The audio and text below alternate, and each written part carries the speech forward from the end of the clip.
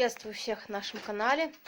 И сегодня хочу рассказать про нашу кормилицу, скажем так, нашу печечку. У нас мы покупали дачу, у нас вообще печки не было.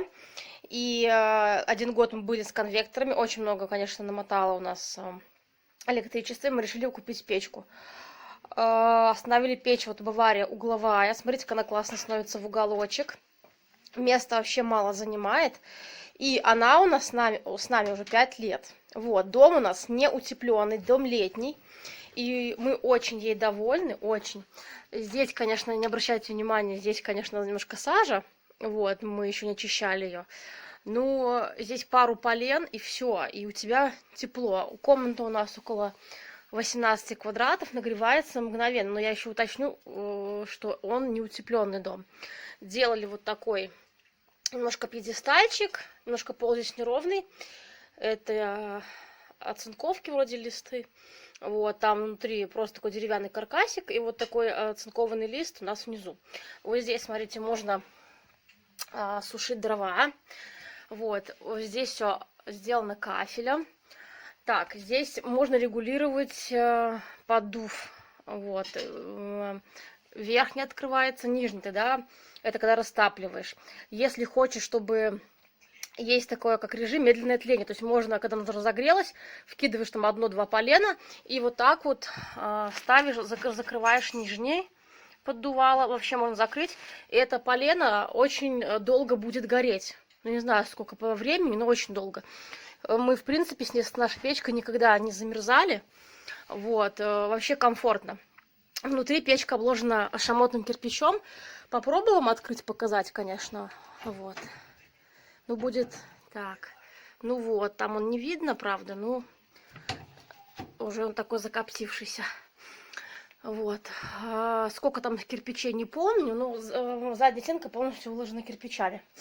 Так, не стали мы вводить ее вверх, в потолок, вывели в бок.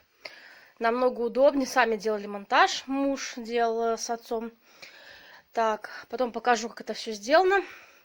Здесь такой короб. Так, мы его засыпали керамзитом. Вот, полностью весь короб засыпан керамзитом. Так, вот это от печки идет чугунная, черная труба. Мы ее именно чугунную покупали, не красили, она такая была.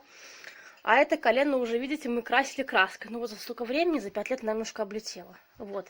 Здесь идет сэндвич, труба на выход туда. Потом покажу, как у нас на улице она устроена. Что еще классно, здесь конвекционные вот эти все отверстия.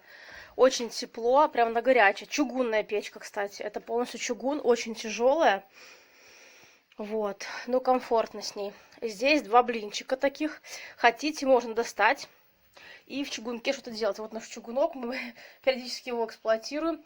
Закипает очень хорошо чай здесь. Можно что-то готовить, будет медленно, но готовится. То есть здесь тоже у нас такая сковородочка стоит. Вот.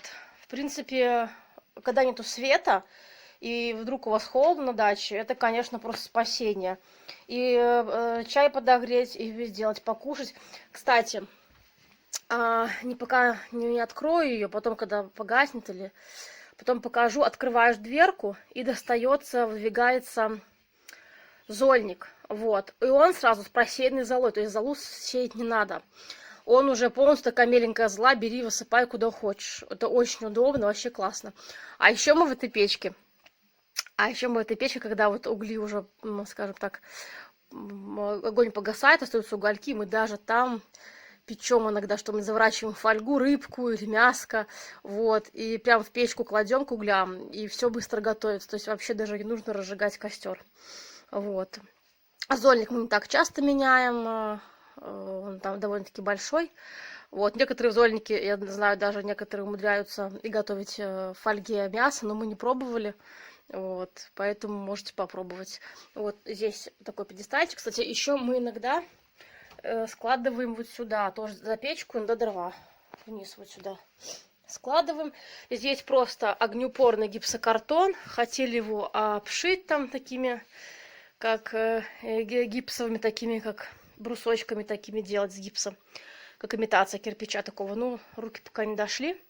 Вот, ну, очень советую У кого нет печи, кто сомневается. Никогда мы на полную мощность не разогревали. Я, да, очень жарко, да, сейчас вам рассказываю, прям постояла, все, у меня на все, 3 пота сошло. Пару полен, и очень быстро нагревается. То есть не нужно ждать, как в больших печках, таких кирпичных. Нужно день ждать и топить эту печку, чтобы, как бы, ну вот, нагреться. Ну вот эта печка просто вот, ну, чудо. Очень быстро нагревается. Ночью она, в принципе, тоже хорошо держит, держит это самое тепло, а ночью ставим на режим тления и ложимся спать. Кстати, здесь очень главное, что никогда не угоришь. Здесь сделана специальная заслонка так, что она полностью не закрывается совсем наглухо. И угарные газы все выходят вверх.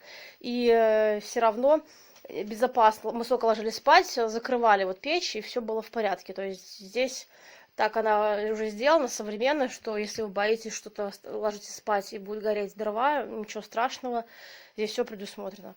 Так что я очень довольна этой печью. Потом пойду на улицу, покажу, как она сделана снаружи. Так, вот открыла я вам печку. Вот смотрите, вот достается зольник. Зола уже, видите, просеянная. Вот. Хотела показать кирпич шамотный. Ну вот он, наверное, здесь не видно, конечно. Вот тут по периметру он. Вот очертания видно, где не закоптился. Вот. Вот так вот внутри выглядит печка. Можно дрова ложить 40-50 сантиметров. Вот так. Огнеупорное здесь стекло. Нужно периодически чистить, надо само очищается. Ну, как-то так. Смотрите, я на улице хотела показать вам, как сделана сейчас труба. Видите, невысокая у нас совсем. Видите, все горит, все хорошо. Высота самой вот этой, здесь сэндвич полностью, на улице полностью сэндвич. Вот здесь, короче, метр, и здесь немножко колено, ну, может, сантиметров 20 вот это.